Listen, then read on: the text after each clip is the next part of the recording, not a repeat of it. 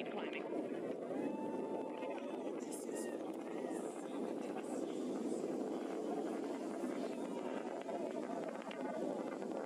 Begin throttle down for Q limiting. Engine response looks good.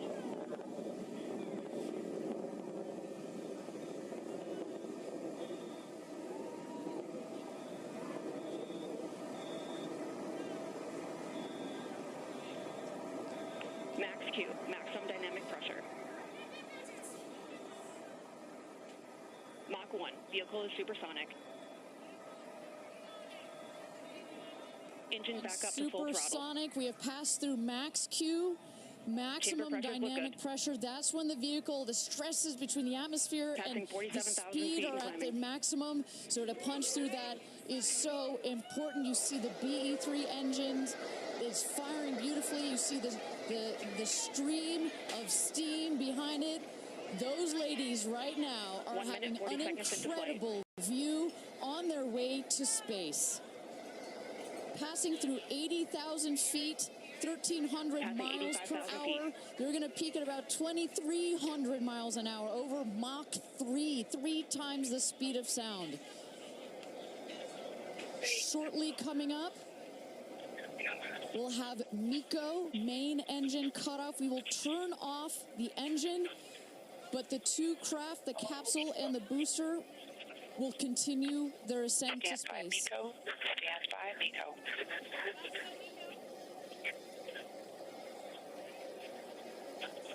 And there you saw the main engine is turned off. We're now going to separate the capsule from the booster, and at that point, Kristen, that's when all 6 astronauts are going to start to feel the weightlessness, and shortly thereafter, we're going to let them unbuckle. And that right there is the most critical milestone of this whole ascent. Oprah watching her best friend go to space.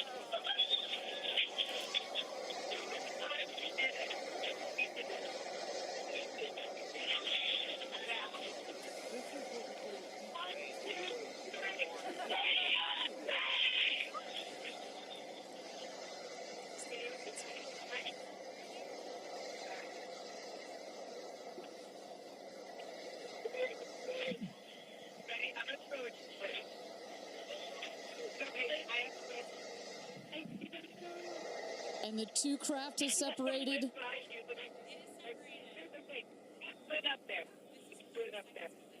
328,000 feet, 100 kilometers. Welcome to space, ladies, or shall I say, astronauts. Oh, the moon! You guys, I have to tell you, look at the moon. Look. Oh, my God. Oh, my God. Oh, my goddess. That's our pink moon. I love you, Shepard.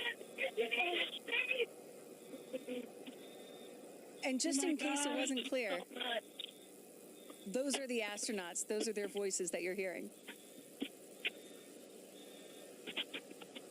And there, they have hit apogee, the highest point in flight, well over 345,000 feet, well over the Kármán line. Wow.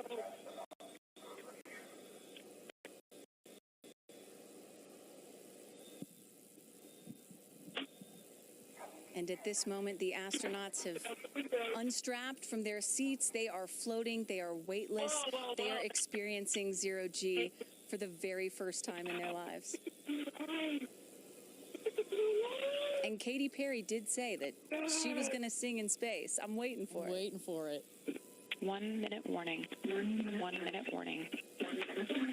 So that is Capcom indicating a 1 minute warning for our astronauts to take in those last views before they get buckled back into their seats. At this point, both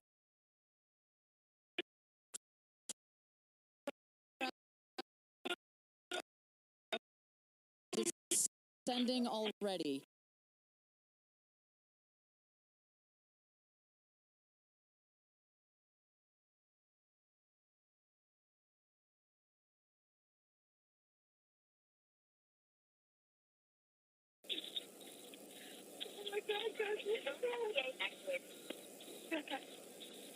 Wow.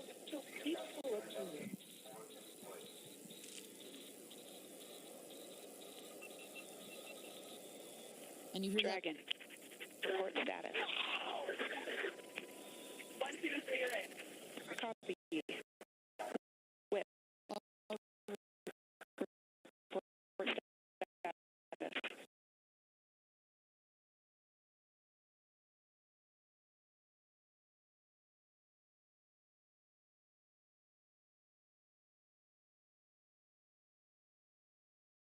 the rocket will beat the capsule to its landing spot just 2 miles north of where it's taken off from. At the top of the rocket, you see a couple of fins that have popped out. Those are to stabilize the rocket as it comes into land. Shortly thereafter, you will see the drag brakes that deploy that will cut the speed of the rocket in half. And then in the last moments, and there it is. We can see it from the stage. There comes it, the rocket down. It's going to relight its engine. We're going to also see a sonic boom. We're going to hear that shortly here. And remember, this is something that had never been done before until just a few years ago. Truly the stuff of science fiction that you're about to watch in just seconds. Drag brakes. Sonic boom. Engine relight.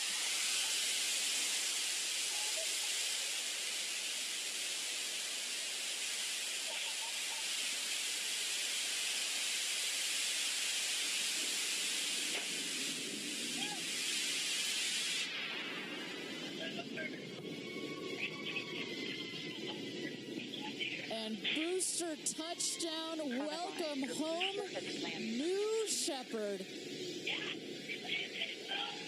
Picture perfect landing right there. Picture perfect landing. Right on target. See that dust kind of creates this dramatic cloud that that reveals the beautiful rocket that has just taken these ladies up to space and back. And I love the echo across the mountains. Is that what I was hearing there? That's what you were hearing. You heard the sonic boom, then you heard the engine relight, and all of that reverberates in this big, beautiful valley in West Texas.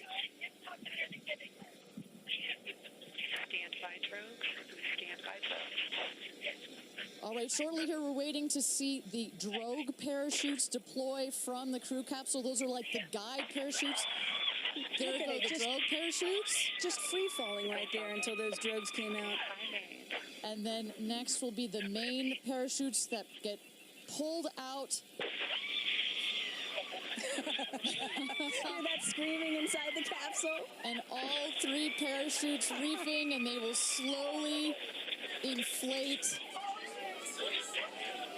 slowing the capsule to a nice, smooth 10, 15 miles an hour.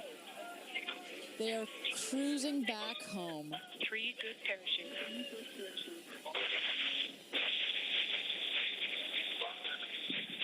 And I tell you, Kristen, from having gone through all of the simulations, I have gone through all of the training. They put you in the capsule that simulates all of this, including the sounds, and when you hear the motors of the parachutes pop out, that is the best moment in flight. Because I know Blue Origin does everything they can to make this as safe as possible, and y'all have an impeccable safety record, but it still has to feel really good when you know that you're coming back to Earth with those parachutes fully deployed.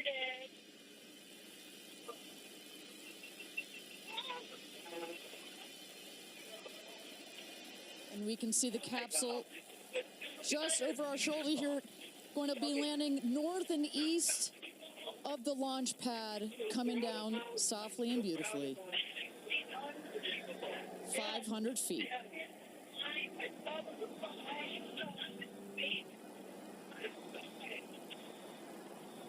And you will see a puff of smoke when it touches down, a puff of dust. That's normal. A puff of dust, last milliseconds, air cushion that will kick up the dust. It's a very soft landing despite the sporty perception. There it is.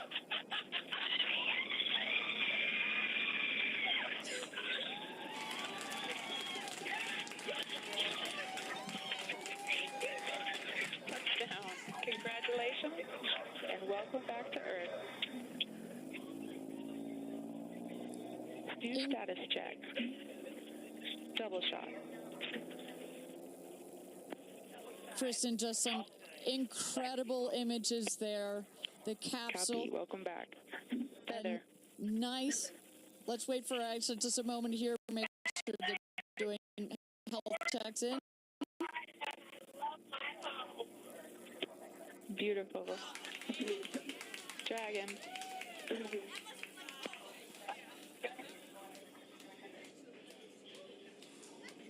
Yes, and as you heard it there, everybody seemed to be just as ecstatic to be back here, back on Earth. Everybody appears to be fine.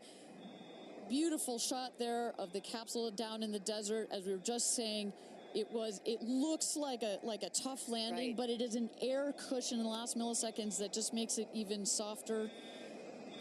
I will also note the parachutes landed very close to the capsule. That's just an indication that there's not very much wind out here today. A beautiful day for a launch and landing. A beautiful day to add 6 more names to the roster of astronauts that have been over the Kármán line into space.